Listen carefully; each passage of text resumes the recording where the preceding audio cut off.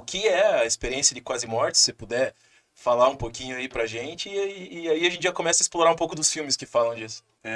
A experiência de quase morte, que é aquele acontecimento que a pessoa chega a ser considerada morta, mas depois revive, retorna, Clinicamente morta, né? ou clinicamente, ou mesmo a aparência de morta, né? Então, por exemplo, na antiguidade, não tinha hoje os recursos que a gente tem para dizer, aquela pessoa está clinicamente morta, né?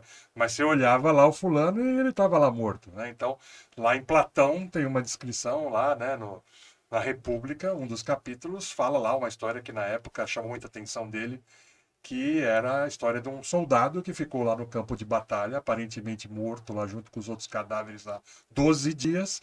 E de repente, quando estavam recolhendo lá os cadáveres, o cara pulou e começou a falar e 12 contar. dias. Pois é, então, Impressionante mesmo. veja, aquilo interessou ele, tanto é que ele escreveu, botou lá na República, uma descrição do o soldado armênio, que aconteceu, né, essa passagem. Então, é uma EQM lá na Antiguidade Clássica, né, na época do Platão, 300 anos antes de Cristo. Né? E EQM, essa expressão que você usou, inclusive é o termo usado pela medicina atualmente, ou seja, é até um foco de pesquisa da ciência hoje, né? O que acontece nessa... Isso é o acrônimo, né, de experiência de quase morte, que tem aí um estudo, uma área de estudo até dentro da própria medicina, existe, né?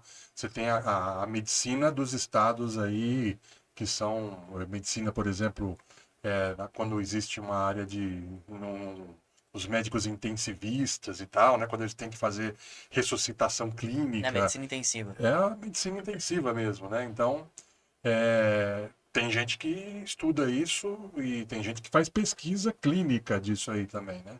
Tem estudos aí sobre Isso é isso. um campo, inclusive, que está crescendo muito na medicina, né? Porque a medicina tem dificuldade, né, de Não, explorar, explicar essa temática, é um né? tempo. Pelo olhar da ciência, né? E força também umas definições também, né? O que que é estar vivo, o que que é, a partir de quando você pode considerar que está morto, morte encefálica, morte, enfim, né? Outro Morte. dia, tava tendo uma aula na Liga de Espiritualidade e Medicina Integrativa, que tem na faculdade, e tava tendo uma aula sobre EQM, né, dentro da academia. Sim. Realmente, isso é tema de pesquisa. Né? Agora, se imagina que se aí você tem o interesse disso na literatura, o interesse disso na pesquisa científica, e tudo mais, que dirá no entretenimento e no cinema, né?